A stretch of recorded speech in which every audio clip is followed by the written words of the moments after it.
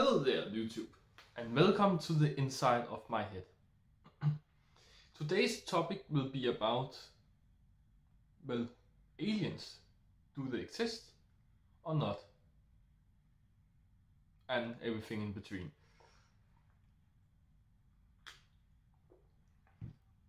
This has always been quite a paradox for me because it's one of these topics that's like, is the universe like going on forever, or does it stop at some point? Is it endless, or does it have an end to it? And actually, I should talk about that in another episode now when I'm starting it, because that could be a fun talk. But I will save that for a later episode of this. Now to aliens. I have the same thing with aliens. Because, again, with the universe, does it end or not? My problem is no of the possible choices make sense. And it's the same problem I have with aliens. Do they exist or not? Because do they exist? It would be strange if they do. But do they not exist? That will also be strange. And that's because when we think about aliens, like from movies and stuff, these strange creatures that doesn't look anyhow like the ones on Earth look, then we are thinking, oh, that's impossible. However, we also have these aliens that look exactly like humans. And that also feels impossible, because how on Earth, or how in the universe, could there be someone just like us? If we even here on Earth don't have anyone like us, we only have like one human, or do we? Because we have black, white, red, yellow, whatever we call the colors. Lot of shades of brown. We have human that's high, low, white. The opposite of white, tight was I about to say, what do we call it? Shallow, something. We have like some big muscle, small muscle, big stomachs, small stomach, heavy, lightweight humans. We have a lot of different humans. Some have very big eyes, some have very, don't take it out of context, swallow eyes. Some eyes are even going like a bit up, and some are going a bit down. And the nose is exactly like that too. Some are going way out, some are way flat, some are showing a lot of the bottom, and some are hiding the bottom of the nose. Like the eyes, they can go in all directions. And the mouth, well, some look like cats, but don't really. But I think some have this little, they kind of look like cat mouth, but again, not at all like a cat. But you get the feeling of that. And some have very big lips, and some have small lips, and some, when you see them from the side, then their mouth go out of the face, and some have straight mouth. Don't even get me started. We are only at the face here. The face can be in all different directions on humans. So in one way, we have a lot of different kinds of humans that look like each other. But it feels like we are only one race, and no other races look like us. Dogs don't look like us. But if dogs look like us, then they will not be dogs, then they will be humans, just from another country. You could call, I don't want to upset anyone, but let me just say one random country, Germany. You can call German for dogs, and then you could say, oh, these dogs actually look a lot like us. Well, of course we don't do that, because they look more like us than they look like dogs, and that's why we call Germans for humans and not for dogs. It makes sense. So that's why nothing on Earth looks like humans, because humans look like humans. We call all of us for humans because we look like each other. And in the scientific way, we also call everything for apes, because that's the highest ranking. Everything is apes. Not everything, not a dog, but humans are apes and gorillas are apes. And some of them are primates. And actually, humans. I think I discovered that humans no longer is under primate because primate is no longer just an ape without a tail, but is under humans. So we have humans and then we have primates side by side. Not human are a primate, but I think the whole staircase of types of apes are like 7 steps or something, where humans are at the bottom. Human are a specific race. So like we kind of look like the other apes compared to a dog again, and that's why we are under the race of apes. But we just ended up as humans, and it's like dogs. There's many dogs, looks very different. But then there are this specific race of dogs. They don't look that different. Humans actually look very different. Humans are the race of an animal that look the most different, I think. If you compare them to races of animals, not just animals. Because again, there's many dogs, there's many birds. You can also say human and birds. Bird are not even an animal. That's a higher level.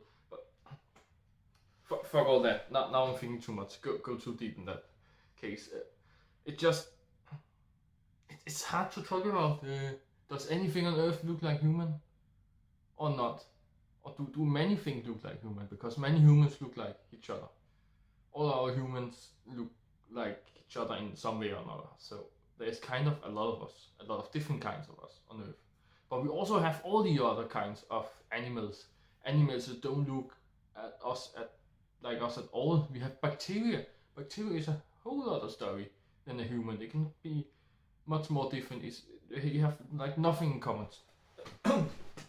Even the life, bacteria don't live in the same way as human. They don't do what they want and think about stuff like human does. It's on the edge to what you can call life at all. So when thinking about space, what would be the strangest thing? To have an alien that is nothing like any other animal on the Earth, or to have an alien that is exactly like one of the animals, including humans, on Earth? What would be strangest? I don't know, because of course it will be strange to see an alien that looks nothing like what we have seen before, because that's how the word strange end up existing in the first way. No. And it's also strange every time they go deeper in the sea and find a new animal, even here on Earth, that we have not seen before. That's always strange. And strange to see it for the first time, and strange to think, oh, it has always been there, I just didn't know. And strange to see how strange it looks. So of course it will be strange to see an alien look even more different.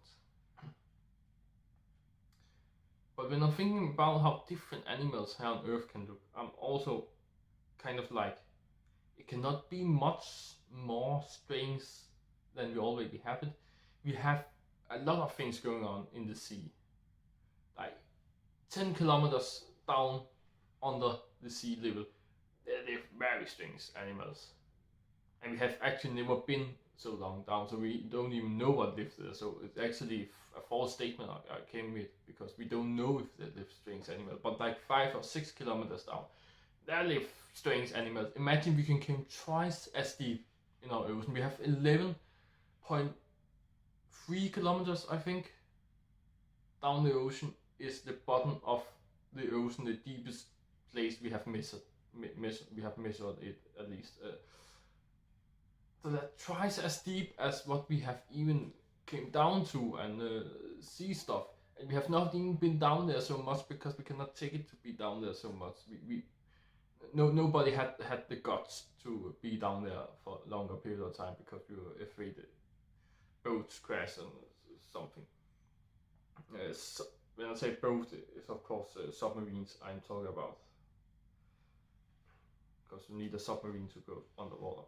However, imagine we can go twice as deep And if we could be in there long enough to discover all animals down there, it will be very strange. And I actually can't wait to see what we got down there. But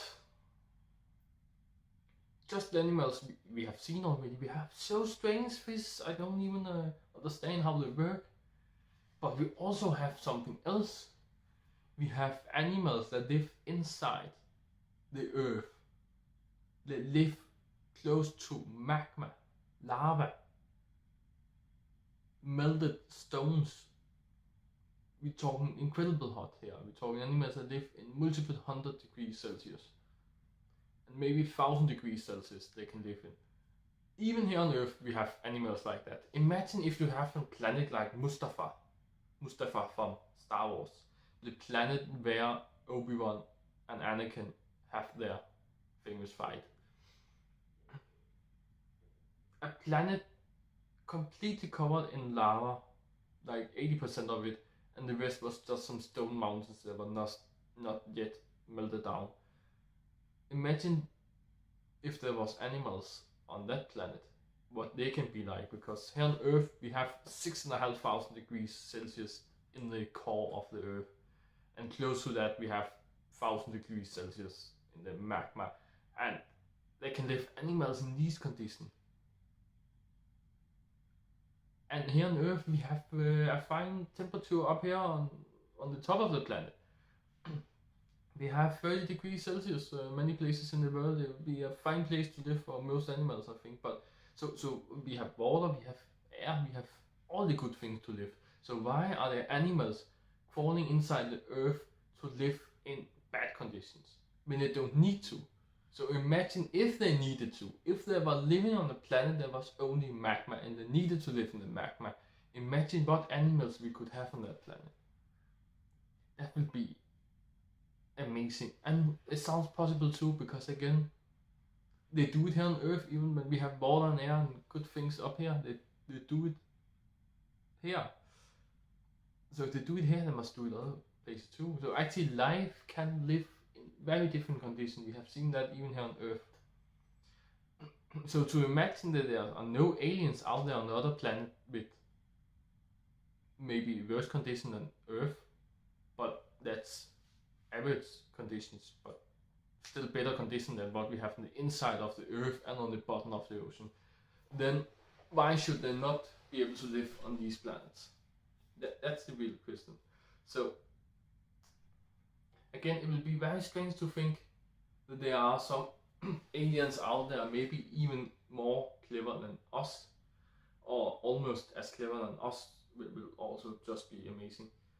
But it's even more strange to think that we are the only one in the universe, because as I have told about in my last video, I don't like to think that something is the only one. Statistically, one almost never happen. Zero will happen. If you talk about something that doesn't exist, how many times have we discovered magic? Zero. How many times have we had a galactic imperium leading by a 100-year-old man with a lightsaber? Well, zero. It's quite easy to get zero. Just imagine something that doesn't exist and you will get zero. But try imagining something that do exist. There's not one. You can say one Earth is because we have named this planet Earth. There are multiple Earths out there. If your definition of Earth is a planet with both water and actually just water, not frozen water, not dried up water, but water in the temperature where water can exist. If that's your definition of an Earth, there are multiple Earths out in other solar systems. So it's just the naming. So there are other planets like us, there are other stars, suns, moons. They are not one of anything except humans. Up until now, our discovery, we have not seen any other humans on other planets. So why should that be the only thing in the whole universe that only exists one of? Why should that be us? humans or life at all? Why should this be the only planet in the universe that can be life on? Think about the statistic. What is the statistical chance that you will be born on the only planet where life is? Well, actually it's 100% because you cannot be born on a planet without life, because then you were not born. So the statistics change for that is 0, and therefore it's 100% to be born on this planet. but still, get my way of thinking. It's not that it doesn't make sense statistically that we are the only planet in the universe with life, that 100% of the life is on this single planet. Why is not 50-50? Why is not split between 2 planets? The reason why there's life on this planet is, as far as we can see, because of water and temperature. And temperature is actually because of water, because temperature can only exist, or water can only exist between 0 and 100 degrees Celsius. So you only have a very small temperature range to have water existing. And there are some places on the Earth there's less than 0, therefore there's ice. But if there were ice all over the planet and therefore no water, it will not be able to have life, as what we have seen. So we have to have at least a part of the planet being between 0 and 100 degrees Celsius all year round, because it takes time for life to come. And what I have just learned today by new discoveries, which actually make it faster than what our latest discoveries before that saw. In a point of time, we thought that it took 1 billion years for life to exist on Earth, like since Earth was being born as a planet. But we have found out now that life actually existed in under 100 million years after the Earth was born. But that's still 100 million years. That's less than a year. Can we agree on that?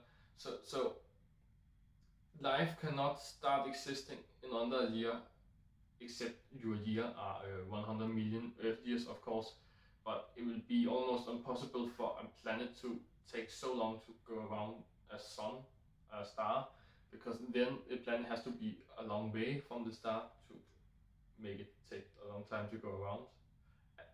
As longer the planet has to travel, the longer time it takes, of course. So it has to be very far away from the star, and that means the star has to be very big to have a gravity strong enough to pull the planet in the orbit. And yes, a star can eventually be indefinitely big. Many things can that. Already the sun is many times bigger than Jupiter, that's many times bigger than Earth, so it's already pretty big, and way bigger than we can understand normally, without seeing it in perspective. It's already big, but we also have discovered stars that are 100 times bigger than the sun. I mean, I'm talking 100 times bigger, I mean 100 times the diameter, not the volume, because then you have to, if it was a cube, you have to times that by the same, by itself 3 times, so 100 times 100 times 100. But now it's a sphere, so it's a little bit more complicated. But don't want to talk mathematics. You can Google the volume of sphere and see the difference there. It's something with pi. I can tell you that. But I'm talking 100 times the diameter of the sun. So that's many times the volume of the sun. Therefore, many times the weight. Apparently, we don't really know how much the sun weighs, but we can estimate it a bit. But we don't know if you're right about that. However, there are stars that's way bigger and way heavier.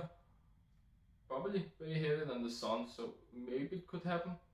But 100 million years compared to 1 year. Take 1 year to go around the sun. 100 million years are of course 100 million times that. So we need a star that's way heavier, and it will probably be impossible. So it will probably be impossible. You know, I hate to not say maybe when I'm not sure about things. So it is a maybe, and therefore it's a maybe. But it is probably unrealistic for a planet to take 100 million years to go around the sun, and therefore to develop life in a year, and then it die out when it gets too hot or too cold. So therefore we need to have a planet. Yeah, that was way off topic, or long description of that, explanation of that. But we have to have a planet that at least have some area that's always between 0 and 100 degrees Celsius. And that's only on Earth right now in the solar system. But we have seen other planets again in other solar systems where it looks like they have the right temperature. But we need the border too, because what happens to border when it gets too hot? It dry out. But where does the border end up? It ends in the atmosphere, depending on which kind of atmosphere the planet has, of course, but it can end there. And what happens when it gets colder? It will rain down again. And what happens when it gets too cold? It will be frozen. What happens when it gets hot again? The ice will melt. But what happens if there has not been any water on the planet in the first place? And the planet is 500 degrees Celsius, way hotter than where water dries out, and the planets go down to 50 degrees Celsius, in the middle of what water can exist. Will there appear water out of nowhere? Probably not. If there has never been water on the planet before, it cannot come out of nothing, right? If there has been water in the atmosphere of the planet for millions of years, it can probably start to rain down if the planets get cold enough. However, planets can exist in the right temperature, but with no water at all, because there have never been water. And it's just a coincidence that water has never been around this planet. So the right temperature are not saying that there is life. We need to have water, and it is apparently way harder to see if a planet has water than on a big distance, at least, than to see if it has the right temperature. So it is, again, the water depends on temperature. So if there is water on the planet, then you already know that it's the right temperature, because it's not ice or steam.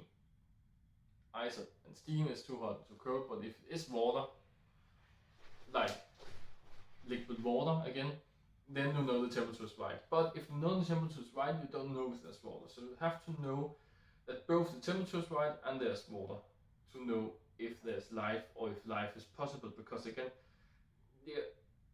the possibilities of life are very high if you have water. And actually we don't know that because we have no evidence to back that up. But we assume that the possibilities are high. You cannot really know that because possibilities are normally depending on testing. So if we have seen millions of planets and 60% of the planets with water has life, then we can see, okay, if there's life there, or if there's water, there's 60% chance there will be life. But we have not seen any other planets on Earth with water. So we could say it's 100%, or we could say that Earth is the only planet ever to have life. It can be both. Both can be true. We don't know that, but it seems very likely that water will make life at some point. And therefore we think it's highly likely, because on Earth has been around for 4.5 billion years, I think, or maybe it is longer, and there has been life since the first 100 million years. So that's 450 times more of the planet's lifetime where we have had life than the time we have no life. So it's way under 1% of the Earth's lifetime we have been here with no life at all. So therefore, if you see a planet, and we imagine the planet is as old as Earth, then there would probably be, then the chances of life if there's water are 99%. If we believe that water will eventually make life. If we say that water always make life in 100 billion years, or 100 million years, I mean, then the change will be 99 point something percent if the planet is as old as Earth. And therefore we think it's highly likely there's life when we see a planet with water. It has to be a very young planet, again under 100 million years old, if there should not be any chance of being life on a planet with water. So that's probably why we think it's highly likely.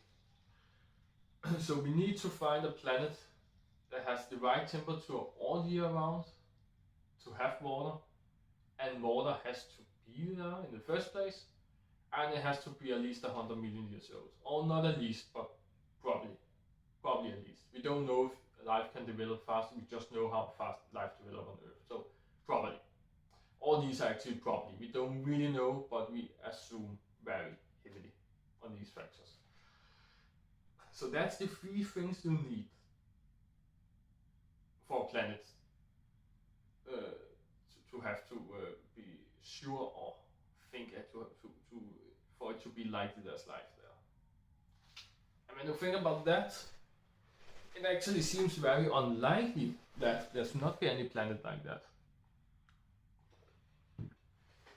I will just look very fast. I've only been talking for 27 minutes, not that bad. So, maybe it sounds unlikely when I say that all these 3 factors has to be right, but also it is here on Earth. And yes, maybe Earth is the only planet in our solar system where these 3 factors are right, but the thing about Mars' temperature is quite close to us. A little bit too hot, I think, or then it was a little bit too cold, I don't even remember. But it will not be comfortable for a human to live on Mars. But some other animals will be able to. The problem is that Mars has no water at all. But what is strange is that new discoveries has found out that it seems like Mars has water, or not has water, but have had water at some point. And that means that the water should still be on the planet somewhere. Either frozen, stuck somewhere, or steam in the atmosphere. So we could maybe bring water back to Mars in some way or another by heating up or cooling down the planet. So we are very close. The only problem with Mars is that there has not been water on the planet for 100 million years. And we know that because there is no water on the planet. And it doesn't matter if there had been water on the planet for 100 million years, a billion years ago, because the water dried out and the animals are dead, if they have ever lived there. So when water eventually returns to Mars, it has to be there for 100 million years before life will start to exist. And that will not happen in my lifetime at least, and not yours either. So that's not very exciting to think about. That could happen in the future. I'm just saying that Mars is actually quite close to be a planet where life can exist. We just also know that life doesn't exist. So there's no reason to dig deeper on Mars or actually there is, because maybe we will find out that life has been existing at some point in time. That could also be interesting. But to find life in outer space, there's no reason to dig deeper in Mars because we know there's no life there. But it is fairly close, and that's only in our solar system. So we actually have 2 planets in our solar system that are close to life or have life. One of them have life, Earth, another one quite close, Mars. And again, we have seen other solar systems, at least 3 or 4 other solar systems where there is at least one planet that actually can have life. We don't know it yet because we are not so close. We know it of Mars because it's just over there, but we don't know it of the other solar system because that's a long way out there. We have seen 3 or 4 other planets that seems like, and maybe even more, at least 3 or 4 planets other than Earth that seems like it could have the same conditions as Earth. And the funny thing about these planets are that I think most of them, if not all of them, are way bigger than Earth. Like not way bigger than Jupiter. Yes, I think actually one of them are like the size of Jupiter, like 100 times the Earth or something. But I think one of them are also like 5 times the size of Earth or something. And that could be very fun because that means first that it's bigger. So if we ever get to travel to that planet and there is life, there are a lot to discover, and that's always good. It's like gaming, and these open world games, I never complain about they are too big. Because the worst thing that can happen if it's too big is you don't discover at all. You cannot be angry about don't discovering at all. Just don't discover at all if you don't have time for that. But if you have the time, you can only complain about being too small. You can only complain about you want more to discover. You can only complain about things being too small.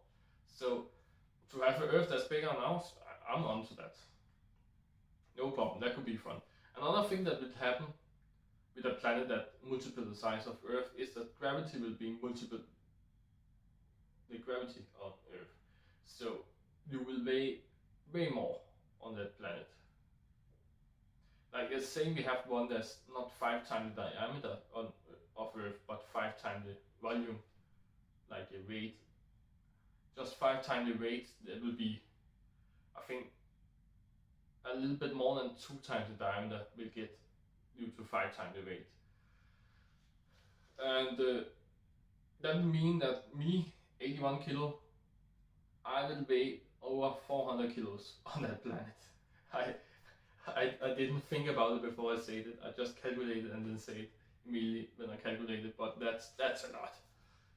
Like there exist some people in the world. I'm not sure today or if they're dead, but there have existed some people on Earth at least that are about 400 to 500 kilos, and they were not strong enough to get up. So that will be what happened if I travel to a planet with 5 times the gravity as Earth. I will not be strong enough to stand on my legs. I do work out my legs a bit, so maybe I will just be strong enough. But it'll be very hard to walk around when the rest of my body weighs 400 kilos. So you have to train a lot to do that. You have to be very used to that atmosphere and gravity. But you will also eventually get stronger if you live there, because again your legs, the number one thing the legs are doing is lifting your body around, and therefore very heavy people often have very strong legs because they're lifting a lot of weight around. That's one good thing about being heavy. And that could be fun, but it could also be fun to travel to that planet and just be way heavier. But that will be a problem, because if you had a planet that was 100 times the volume of the Earth, 100 times the weight of the Earth, then I will be 8,100 kilos. And that will probably kill me. It's not even that I will lay down on the planet's surface in pain because I could not get up, but my body feels so heavy that it hurts. I will probably die straight up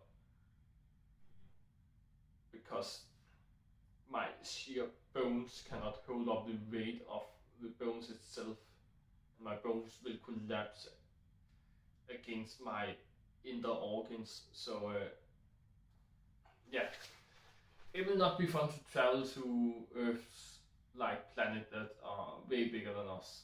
And that's also a very big problem, because we are kind of the perfect size for us humans, at least, to live on. Because also it could be a smaller planet, and that is not that bad, because that just means you can jump higher, and like when you're running, it will take longer time for your legs, your feet to land on the ground again when you take a step. When you take these flying steps to do when you're running. it mostly means that a lot of things will be easier, but because you're used to the gravity on Earth, it will also become harder at some point because you're not used to be that light and be so long time in the air when you do a couple of things. So you have to get used to that, but eventually it will get easier for you. Also, it can be like too light, too small. I think traveling to the planet Pluto, or the dwarf planet, whatever you would call it, I think they're all planets. All the dwarf planets are planets to me. It's like, I think it was 27th the volume of Earth, so you would be able to jump 27 times as high as on Earth. So that could easily be 30 meters if you are a good jumper, 35 maybe. So that could be fun to work with, but it could also be very annoying, and maybe, just maybe, there'll be some point where you will be able to jump out of the atmosphere on the planet. Like, so if you jump with all your force, then you will not return to the planet again ever. You will be floating around in space. That will be bad too. But I think as long as it's not that bad, then it will just be easier for you to walk around. So I think traveling to planets smaller than Earth, that's just fine. Bigger than Earth can be a problem. But I think again, up to 5 times the gravity on Earth, that's probably doable. More than 5 times would be not fun at all.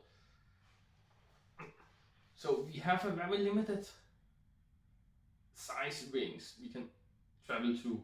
I think at least it has to be the size of Pluto, and maximum 5 times Earth, and 5 times the weight, not 5 times the diameter, but that will be around 2 to 3 times the diameter. It also depends on what the planets are made of. Earth are mainly made of iron, that is very heavy, so it's actually a heavy planet compared to what it is. It could be a frozen cluster of water, like a big ice cube. Pluto are mainly ice, I believe, so that also makes Pluto lighter than Earth. So maybe the estimated 27th, the gravity are even wrong. Maybe it's even lower than that because of the lack of iron and the amount of ice. So we could have bigger planets with less iron than Earth. So it will be possible to travel to a planet 5 times diameters of Earth, but that's maybe only 5 times the weight of Earth, or maybe even the same weight as Earth. I could also call it mass, the same mass as Earth. If you know that mass is basically just weight in scientific language. So you kind of have a limited size range, but it also depends on what it's made of. But again, Earth has a lot of things going on, like we have a lot of metals, but as what we know, Earth has all the atoms of the universe, but that also sounds strange, so there's probably something we haven't discovered yet. But as what we have discovered, many of the atoms are the same. Like hydrogen is in every single thing. It's in the air, it is in the ground, it is in the sun, it's everywhere. Hydrogen, very normal atom. So maybe it makes sense Earth have all of them, but also maybe not. I don't think Pluto have all of them. Again, I'm not even sure Pluto have iron at all, and I'm not even starting on the other metals. They are there. Again, iron is a big part of the Earth. We have more iron on Earth than any other metal together, but we actually also have more iron on Earth than any other material at all together. So it's very normal, and the other metals don't really matter at all, because if we didn't have any iron at all, we would be a lot lighter. Unless it was it has another metal instead, of course, but we have the same amount of other metals that we have, it will not really make a difference if they disappear compared to if the iron disappeared. So it mainly has to do about what our core are made of, and if it's made of iron or if it's made of something else, ice or something. So a lot of things can happen, but a totally icy planet will not work anyway, because there will not be water there then, unless it was ice in the middle and water on the outside, but that doesn't really make sense because the Earth are hotter in the middle and on the outside. And I don't know if that is something that happens to all planets, or if it also can be switched around and it can be cold on the inside and hotter on the outside. I'm not sure about that. Maybe that can happen. But we have this limited. We have no matter what, we have kind of a limit to the size of planets we can travel to. It cannot be too small, or more important, it cannot have too little of a mass. It cannot have too big of a mass, because the gravity alone will be a problem for us. And that sounds like our humans are just like used to this amount of gravity. So let's try imagine what will happen if we had a planet where humans could never travel to, but there was starting to get some life on that planet. The first thing I'm thinking is, if we have a planet 100 times the diameter on Earth, which make the volume like maybe 1,000 times the Earth, then no animals will probably be able to live there because they will get crushed. But why do you get crushed when you get too heavy? It's because your bones or what else your body are made of can only take that much weight. And at some points your muscle will not be strong enough to move you around, and at some points your body will not even be strong enough to exist, and it will collapse upon itself. So if we have kind of very small animals, but that was really strong built and have really strong muscle, maybe they could be made of metal in some way. And now when I say animals made of metals, you maybe think about robots and other stuff humans will make. But remember that metal is actually a natural occurring material. It's just one of the 80 plus atoms we have. Metal is not an atom, but a specific metal is just one of the 90 plus atoms we have. And metals are actually over 60% of the atoms we have. So the chance of an animal, alien animal of course, being made out of metal is kind of bigger than it being made of something that's not metal. So an animal made of metal is not even that strange to think about. And just a little disclaimer here, I have actually never think about this before. I'm just started thinking, and when I start thinking, it can go to all places. And now nobody can stop me because I'm alone. Or I'm with you, but you cannot say anything to me. So now my brain can go anywhere. So now I'm thinking about animals made of metal, and I actually have to see if it's stopped. No, it's not stopped. 43 minutes in, and my camera has not even stopped me, so nobody can stop me now. I'm starting to think about animals made of metal. That's stupid. Or it's actually not stupid because I have an explanation ready to make it not stupid anymore, but it's strange. And that's how my brain works. It is strange. If you're not sure it's strange, I can tell you it is working like that. So. But again, animals are just made of some of the atoms we have here on Earth. And why should we believe that any alien animals are made of the same number of atoms as we are here on Earth?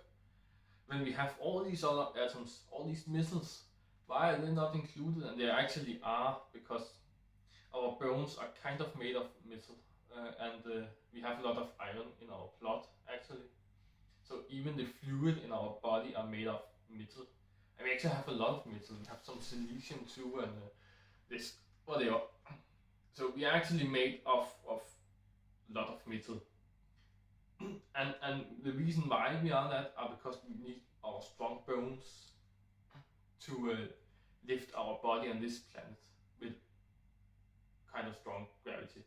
So imagine if you should create life on a planet with a stronger gravity than Earth, then you need more metal. So the fact that we are actually made of some metal makes it very possible that on another planet an animal will be made out of more metal than we are here on Earth.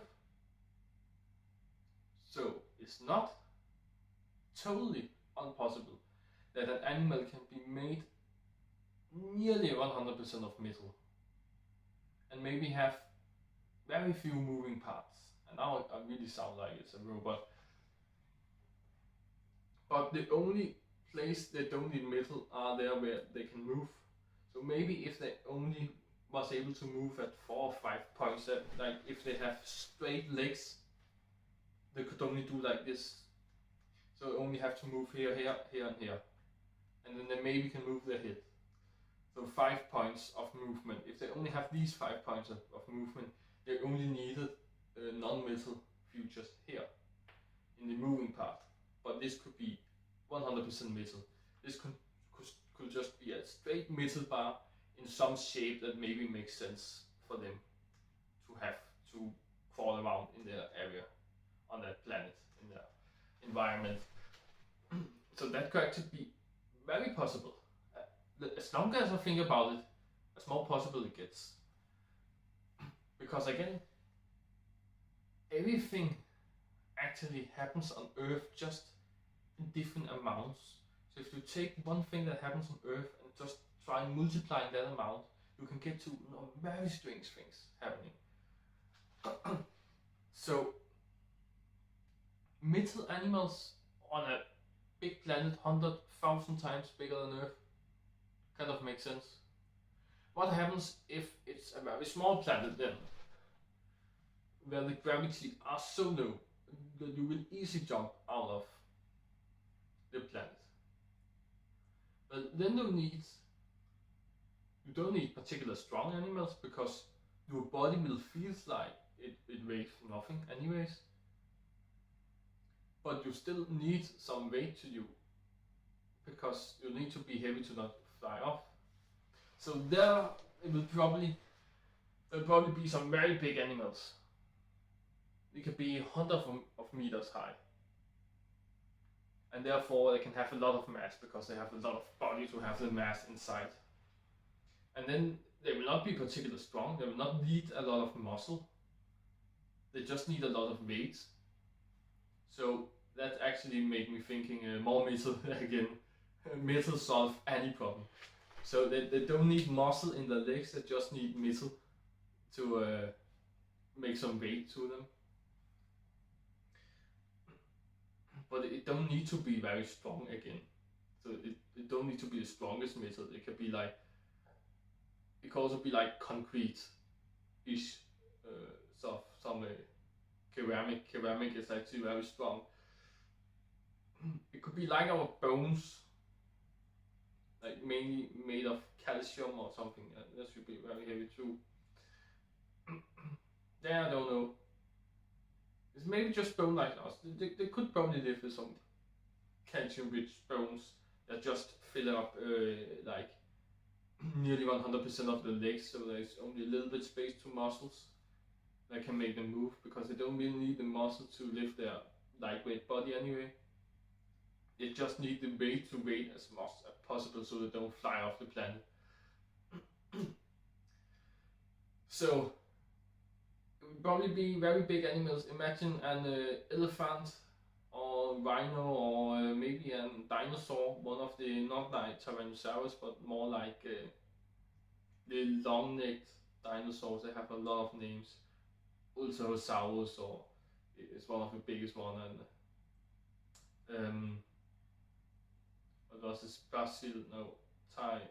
What do we have? We have some Brazil. I think we have a Brazilsaurus something. There was some country, Argentina. Oh, Argentina. Yeah, yes. It was an Argentinosaurus or something, also very big one. But you know them as the long-necked dinosaurs. from movies. The dinosaurs is always portrayed as the biggest one because it was the biggest one, and some of the species at least was the biggest dinosaurs ever lived on the planet. So imagine some animals like this, where just have these massive legs, elephantine legs. That's actually a real scientific word. Like elephantine legs means elephant-like legs. Just a pillow, very thick pillow going down the earth. And then I imagine, and probably even higher because they are like the biggest one I have heard about was 33 meters from bottom to the head. But imagine they were at least 3 times as big, like 100 meters. Maybe even 5 times as big, like 150, 180 meters, something high. And all the other proportion also gets bigger. The legs gets like, this is even, I think this is even the real dinosaur leg, so 5 times this. The legs will get bigger than my apartment. I imagine animals like that living on a small planet. But the problem is, then the animals are really big, but the planet are really small. But it's not like that we have the planet here and then the animals look like this and just can go around the planet in 5 steps. It still needs to walk a bit together around the planet, but we are browsing a size where it will maybe take the dinosaur kind of creature like 1 day to walk around the planet. The good thing is, it's not have to be very strong to lift that body, so it's probably not that good to run, or maybe that will make it better to run because it doesn't have to be so strong, so it'll be easier for it to get strong enough to run. I'm not sure about that, of course. I'm not sure about anything, I'm just thinking now, using my imagination and using some of the science I know to combine my imagination to think of these fictive creatures that could eventually live on other planets. However, I'm not sure totally how it works, but there will be a limit to how small a planet they can live animals on, because of this fact that the animals need to be very big to be attracted to the planet, because the gravity gets lower. And when gravity gets lower, it's easier for the animal to jump out away from the planet. So at some point the animal has to be bigger than the planet, and that can of course not happen, because then the animal are not longer attracted to the planet, but the planet are attracted to the animal, so that would be strange. Then the animal movement are the reason why the planet moves in the direction it does. So if the animal takes more step 1 year than another year, then the year will maybe get longer than the other year, or something strange will happen. So that will probably not be possible. So there is a size limit where the planet cannot get even smaller than that, because then they will not be able to live any animals on it. Unless it's a very small and very heavy animal. But then again, it needs to be made out of some material that's very heavy. So we need to have a fully metal animal again. So it's funny how the metal solve every problem again, but there will also be a limit to how strong the metal will be, and if it's strong enough to keep the animal standing up. So it's probably a under limit to how small a planet can be, because of the features of the animal that has to live on it, and if they are able to exist or not. And there's probably also a size limit to how big the planet can be, because even the strongest missile we have will eventually bend if the gravity gets strong enough, of course. If the gravity can get indefinitely strong and the missile is not indefinitely strong, then the missile will fail.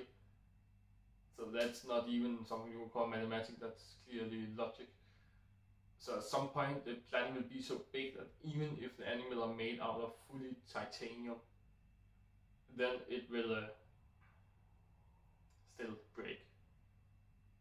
And I'm saying titanium and not steel here, because steel are not a natural occurring metal. Is made out of mainly iron and other stuff. And I'm saying other stuff in the most scientific way possible, because the only definition of steel is that it is iron with other stuff in it. It can even be carbon, that's not even a metal, but it also kind of is. It's one of these gray zone where it is kind of both something, but it can be fucking iron and coal, carbon, that's coal, combined, and then it's steel. So steel is not only iron with other metals in it, it's iron with other atoms in it than iron. So that's the definition of steel. So not very precise, but most of the steels today are waterproof, not waterproof, but stainless. They cannot rust. We have almost all of steel today are stainless, so they cannot rust, and very strong, because that's two futures you of course want. So that's two futures that always is steel. But steel are still not naturally occurring. So there cannot be any animals made out of steel, exactly. But titanium is a natural occurring atom, so an animal can be made of that. So titanium is way stronger than iron, which are the natural part of steel. Again, the strongest of, there's other things too, but the main part of steel again.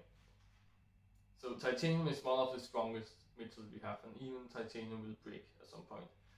And I think we have stronger metals too, but then they are radioactive and a lot of problems. But even when all the other metals are considered, even if you took the strongest metal we have, it will still bend if the gravity is strong enough. So even an animal made 100% out of the strongest metal, which will not be possible, because if it was 100% that metal, it will not be able to bend, because a metal cannot bend. However, even if it was theoretically, then it will still bend under the pressure of an indefinitely big planet, because of the indefinitely big gravity. So there is a size limit to how big a planet can get and still have animals on it. Also, at some point the planet will get so big that it will not even be able to hold itself, so it will collapse on itself and make a black hole. And of course we cannot live in a black hole, or we actually don't know that, but probably not be the best circumstance for living. So, but up until the point where the planet gets so big that it collapses on itself, the animals will not be able to live up until that point anyway. So even then, it will not make sense. So there is a size limit to that, and so there's a size limit in both directions. I'm just saying that human size limits are way smaller than the possible alien animals' size limit. So even if you find planets where humans will never be able to go, then maybe there live some other alien animals on that planet that are able to live there just fine, under the circumstances and under the evolution they have passed through, at least. So I don't know what I'm talking about in all directions again. I kind of get off topic, but I managed to get off topic this time, inside the topic in some way. However, the conclusion of all this is probably just that I imagine that it will be very unlikely for the universe to not have any other animal-like creatures like us, or not us like in human, but us like in what we have on planet Earth. There is probably life out there, because it's highly unlikely there will not be life. It's also strange, again, thinking about life out there, but it's just as strange, at least as strange, to think about that we are the only one in the whole universe. Think about how big it is. Even the solar system. It's strange thinking about we are the only one in our own solar system, because it's that big. And then we have our galaxy, way bigger. The solar system is nothing against the Milky Way galaxy. The Milky Way galaxy is so big that if you show it on my 55-inch television screen, you will not be able to see our solar system, because it's too small for you to see. Even if it was an 8K screen and you get really close, you will not be able to see our solar system in the Milky Way, because that's how big the Milky Way is. And the Milky Way is just one galaxy. We have millions of galaxies, we think, at least. I don't know how proven we have with these numbers we throw out. They are very estimated. We haven't counted everything in the universe, but imagine there's millions of galaxies like the Milky Way, and some are even bigger than the Milky Way. Actually, as as of what we have found out now, the Milky Way are kind of a small galaxy, like under middle sized, so under average, I should say. It's an under average sized galaxy, so imagine even as big as the Milky Way is, that it's a small one. There's way bigger. So many millions of more galaxies, and most of them are way bigger than ours. And that's the whole universe, or that's the universe we have seen, the universe we know of. The universe can be definitely amount bigger than what we have seen and know of, and estimated and think they exist out there. And there should not be any life. Like at our planet, we should be the only planet in the only solar system, in the only galaxy that contains life. Even if there was one planet in every galaxy, not in every solar system, but just in every galaxy that has life, then it will be strange. There's only one planet in every galaxy, but even if there will be more than millions of planets with life. But imagine every solar system has a planet with life. That makes more sense to me. I know it's not true, because the closest solar system we has clearly no life. Actually, we don't know. Again, we don't really know. Some people don't even think we know there's no life on Mars. If we didn't know there wasn't life on Mars, then we of course don't know about other solar systems. But the only thing we really know is probably the planets inside our solar system. We can really know for sure there's no life on other planets and other solar systems. We just think it's very unlikely. So I think there should probably be life on at least 1% of the solar system. Like every time we have 100 solar systems, there should probably average be one planet with life on. That will probably be the number that makes most sense to me. But when I say life, I don't mean like human-like knowledge, where we speak in such a way that we do right now, and we talk about the universe in the way we do right now. I mean life like in bacteria and stuff. But I'm not saying that we are the only intelligent life in the universe, and any other planet only has bacteria, because that will also be too strange. But that's the real question. I have to see how long it go for. Well, it's going on for 1 hour and 3 minutes now, so it's very long. However, this is maybe the most interesting topic of today, or off topic, side topic, whatever. That's what is the life? Because life can be many things. Again, life can be humans, it can be bacteria. But imagine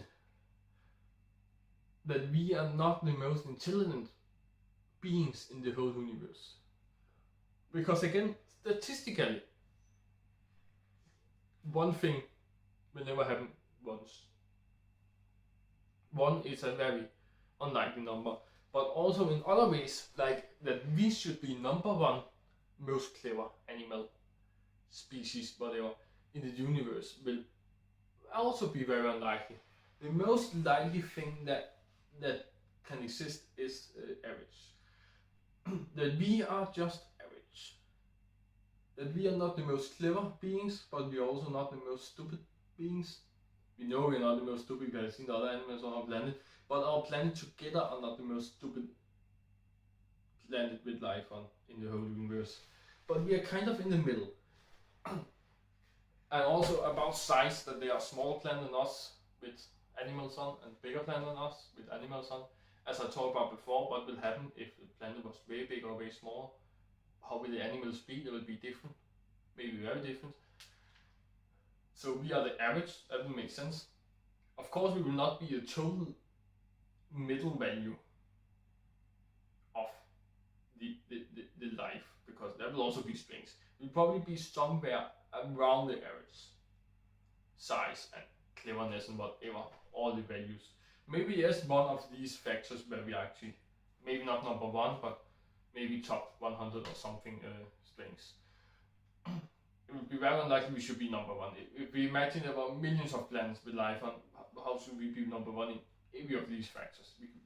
Even top 100 will be very unlikely in any of these factors. But if we are not the most clever beings on the universe, who are? And if we are just average, imagine how clever we can be. We are very close to live on Mars already. If we can live on Mars, that we probably can in 20 to 40 years maybe, then we are already very close to be able to live on many other planets. So if we are very close to be living on other planets, like we are talking maybe sub 100 years from now, we can be living on multiple planets in our solar system and maybe other solar systems too. If we are so close to be able to do that, and there's someone that's more clever than us, that means someone already lives on multiple planets. They are not a human, it's just called a human-like creature, an alien. Let's call it an alien. There should be at least one alien on another planet that actually already live on multiple planets. Like that single alien species. They were born on one planet, but they have moved to other planets. There should be an alien species that have widened their territory to include multiple planets. But if there exist like millions of alien species that are clever than us and therefore live on multiple planets because we are close to do that, shouldn't we have seen that? Because then there's not only millions of aliens clever than us, but there are millions of aliens living on multiple planets. We can just say like 5 planets. That times these millions number, I say with 5. So now maybe we are on tens of millions of planets there should be life on. And when you have the technology to move to other planets, don't you choose the closest planet to you. We have chosen Mars for the first experiment with living on other planets because that's the closest planet to Earth at all. So it makes sense.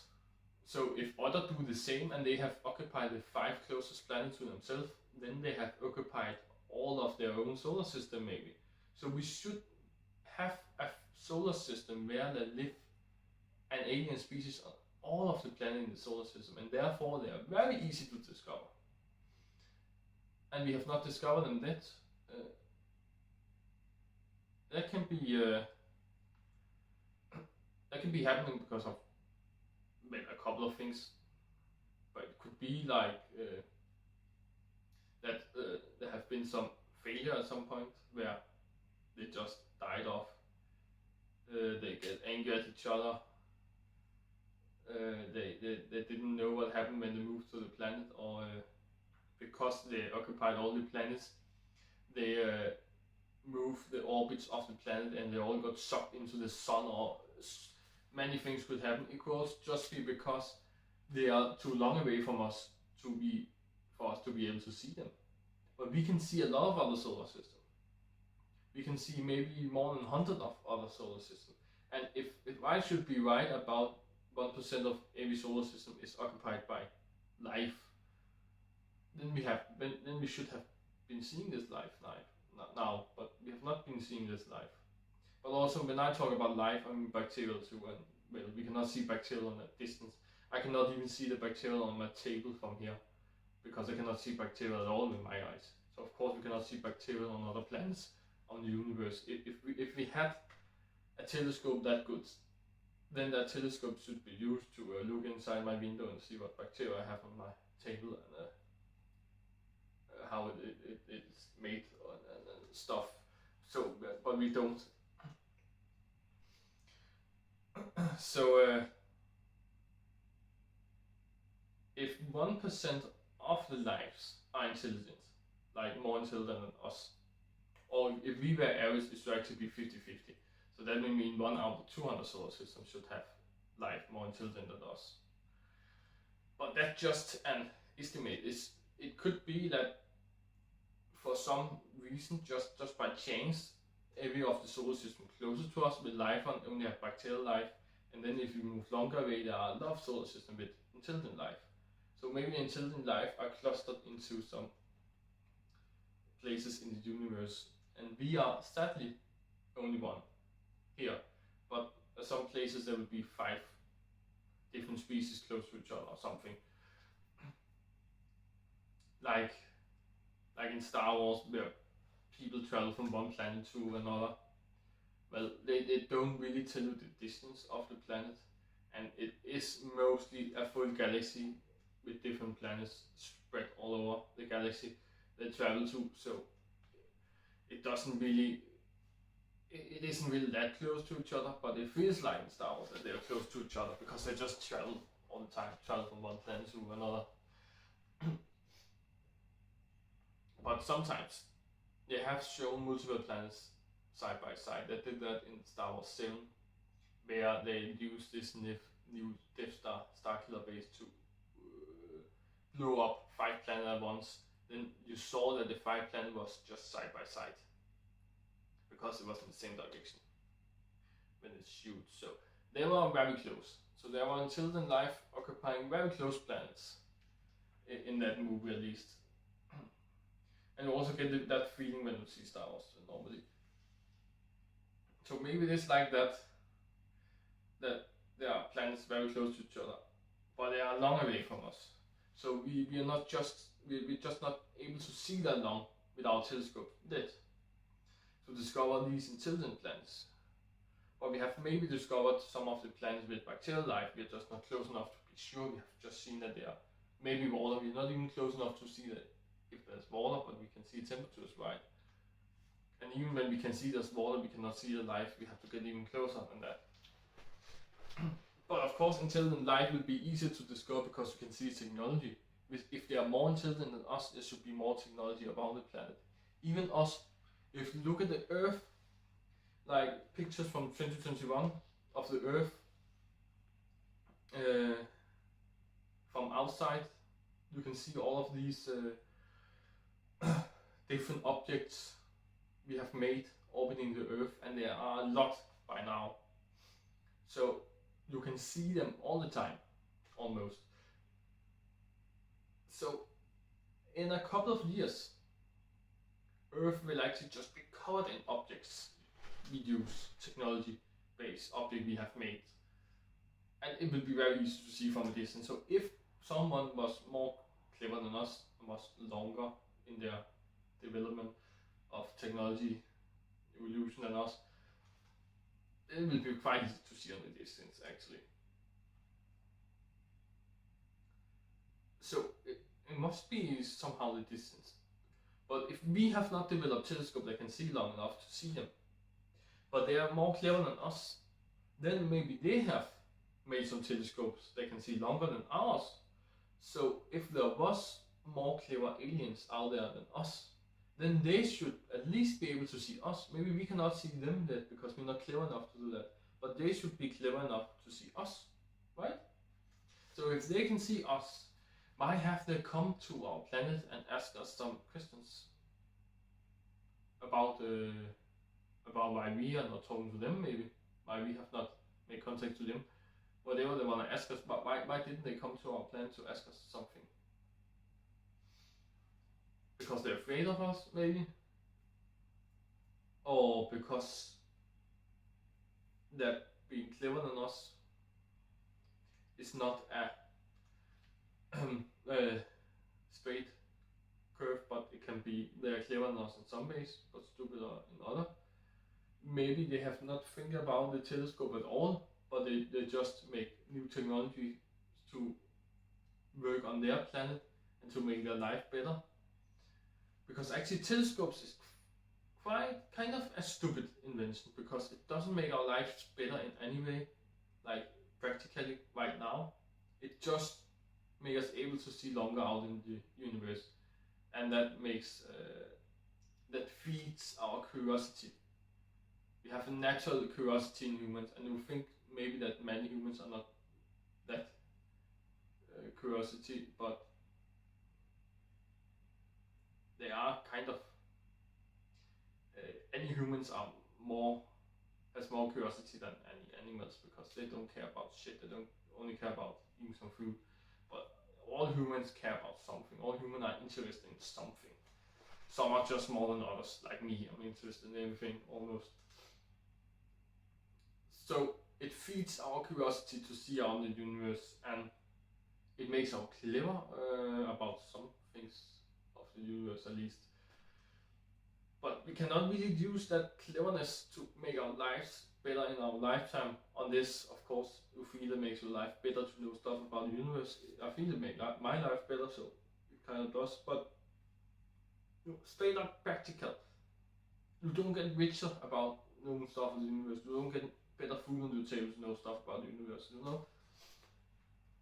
So maybe other intelligence being has not been thinking about discovering things. They don't care. Maybe they just care about getting the best life possible.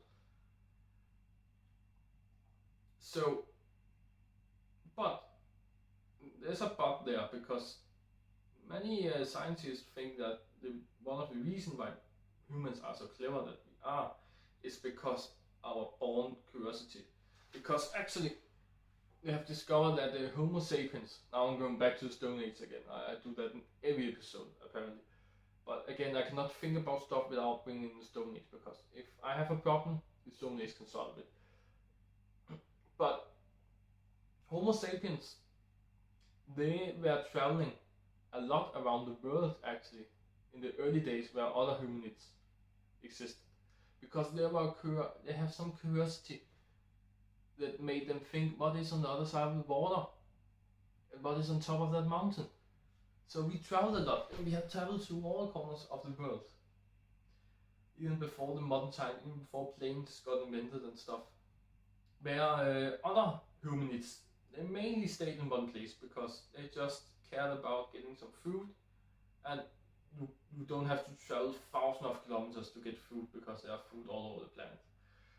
And they just care about getting the generation to the next. But humans, Homo sapiens, they have some curiosity, and they want to feed that curiosity by traveling, by seeing what's on the other side of the horizon. And that is probably why we survived, because we learned a lot of things and we adapted. It got easier for us to adapt to things because we have lived many places on the earth, so we could adapt to many things happening on the earth.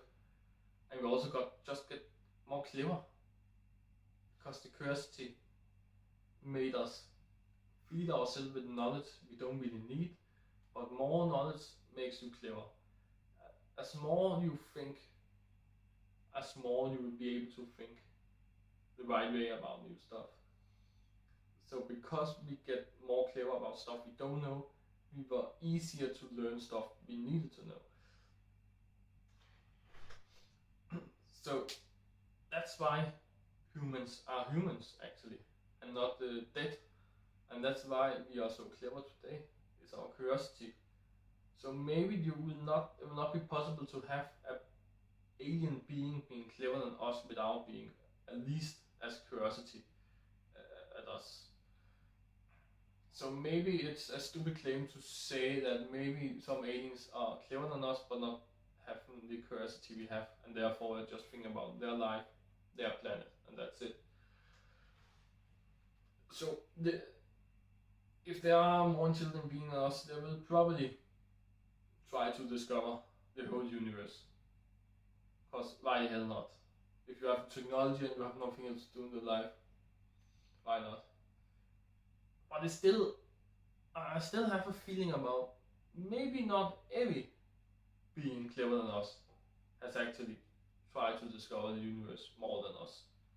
There must be some diversity here. I just think it's not too long away. I just think we are the average again. And I think other people, I'm always calling the people, it should not be called people, all the other aliens are kind of the both sides of us. Even when they are clearly clever than us, they will still be on both sides of our way of living. And they're also the one that's not as clever as us, but it's too easy to think about them because we know stuff that's not as clever as us. We know Homo sapiens from past times where we was not as clever as we are today. So, but it would be too strange if we was the most clever one. Therefore, I'm thinking about the aliens that's more clever than us. But it is the paradox that if aliens were more clever than us, then they would probably have discovered us and try to make contact, and therefore we will know about them. But if we are the most intelligent beings in the universe, it will also be strange. There's not really any paradox in us being the most intelligent being in the universe, other than the statistically proof that one almost never happens, and number one is very unlikely to be. So there are probably a couple of aliens more clever than us, but they are probably a long way from us, and either they don't care, or then they have also not discovered technology to find us. Or maybe they have the technology to travel to other solar systems, but they have just not came to our solar system yet, because there are a lot of solar systems out there. And maybe there are some solar system that contains beings more intelligent than us, and therefore more interesting to turn to. So imagine you are the most intelligent being in the universe, and there are like thousands of beings less clever than them, but more clever than us humans on the planet Earth. And you are the most intelligent being in the universe again. Don't you want to travel to one of the thousands of solar systems with very clever beings before you travel to the solar system with us humans? You probably do. So the paradox where aliens that are more clever than us will probably discover us before we discover them, because why should they not care about us? That paradox will actually be solved just by adding more intelligent beings, because if there are a lot of intelligent beings, then they have a lot of other intelligent beings to visit and talk with and make deals with, and therefore humans can be held out of that deal. But I really hope, kind of, that what I really hope will happen is that we get so clever at some point that we are able to travel out in the universe and travel to another planet that has some life that are very dumb. Like maybe a planet where the cleverest being are like a primate, like a gorilla or something. I hope it's not a gorilla, because it's probably a gorilla 5 times the one on Earth and we will die instantly, but like a being as clever as a gorilla, and not any more than that. I hope that will happen for us, because then we still have some control. It will be very fun to see a planet with animals like ours, but very different still, and we have the control about what we are doing on that planet. We will not get into prison when we land on the planet, because the intelligent beings on the planet don't like us being there. They are just animals, and we are in control. And what I hope happens after we have discovered other planets with life, so after we have discovered life, I think we should discover life ourselves. We should be so clever we can discover life. I really want that to happen. But what I want to happen after that is I actually want a more intelligent being than us to discover us. But again, that should happen after we have discovered life. So we will be sure that alien life exists. And then aliens should discover our planet and come to us and try to communicate with us. And that can be a really big problem, because imagine you are communicating with a Chinese person, and of course you are not Chinese, but you are English speaking, like I'm doing to do right now, and you try to communicate with a Chinese person and you cannot Chinese, and of course the Chinese person cannot English. I'm not saying of course because Chinese cannot English, but the specific Chinese person you try to communicate with cannot speak English. And you cannot speak Chinese. Do I have to say it more straight than that? Imagine that. It's very hard to communicate. However, you have your hands and you can make some sign language. And that's actually very good to communicate around the earth when you are in new places and know of you speak the other's language. So we can use a lot of gestures where we kind of show what we're talking about, but that only works because we have something in common here on earth. And also the thinking about using your hands to speak, also something we have developed as humans here on earth by evolution. So maybe the aliens has never think about that. Maybe they use their feet or eyelids or their lips, shape their lips in some way to say something. Maybe they use another thing than their hands, you know? So even if the aliens cannot communicate in English or some other language that we can understand,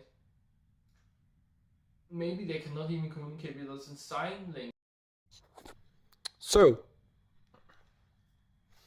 of course, my camera died again. And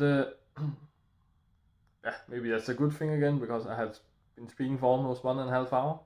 But I was actually, luckily for the 4th time in a row, I was really close to be cutting this off. I was just talking about how it would be hard to communicate with aliens because we don't speak in the same way at all, not even the same sign language. So who says that we have developed some features that are just so much alike that we can actually show each other what we mean when we're speaking to each other? And well, that problem may be solvable if we draw things, if we have video cameras, like if the aliens have videos of their planet, they could show off their planet. Because if they have very realistic video quality like we have, so therefore they probably have, then they could show us their planet in a way where we could understand what it was like. But that's not much communicating, and we cannot really exchange technologies like that and stuff. And I think we need to really be able to do that to make some deals with them. Because I think what is very interesting about clever aliens contacting us is that if we can do something for them, maybe just a little thing, then they could help us make our technology better, faster. It could go incredibly fast. It depends on how clever the aliens are. If the aliens are many years ahead of us in the technology, then they could easily push us multiple hundred of years forward in technology compared to what we have been able to complete in that same amount of time if we were not discovered by any aliens. So I really hope that happens, because I hope the technology evolves fast. It cannot be too fast, I think. So I hope we get some help at some point. So I really want us to discover life before life discover us. But I also want alien life to discover us before we discover them at some point. So first I want us to discover maybe some bacteria and some water. Firstly water, then when we have discovered water, we can discover bacteria, and then we can discover some Earth-like animals. And then alien life that are clever than us can discover us. That would be the perfect scenario for me, I think. And I think that you can hear, like for me, that I believe in alien life, because I probably do. I can just not get myself to say that I truly believe there's someone clever out there than us. But it also feels strange if we should be the most clever one. So if I think logical about it, I think there's someone more clever than us. But it's really hard for me to really believe there's something clever than us, if I just think about that singularity of that sentence. However, it would be very strange if we were the only life at all. There should be some life out there. So I'm pretty sure there are alien life. And I'm saying pretty sure that there are alien life in the scientific way of alien life. That alien is something we don't know of, and life is something that live in just one way or another, like plants and bacteria included. More intelligent, less intelligent than us. Everything included. Everything is life. In that case, I truly believe there are intelligent life, or not intelligent life, but probably true. But I'm very certain there are alien life somewhere out there. And I'm pretty sure there are intelligent life too. So that concludes this topic for today. And I hope you have enjoyed the ride inside my head. And find it interesting or learn something. If not about how alien life possibilities is, then about how I'm thinking at least. Or maybe you just find some parts of this video interesting, or maybe you just got a good laugh. No matter what, I hope you liked it, and if you liked this video, consider subscribing for more of these videos and also other videos I have on my channel. I have some travel vlogs, gaming videos, I have unboxing and technology reviews, and probably other things too. I don't remember. I have a lot of things, cannot even find out myself. So try to take a look. Maybe there's something you like, and if there is, then subscribe. Or if you like this, subscribe. And if you really like this, try liking it, like reveal, like down the button, just down there, just press it. Or don't, I don't care. Don't do it if you like it, but if you like it, do it, why not? And I guess I'll see you in the next one. Bye bye.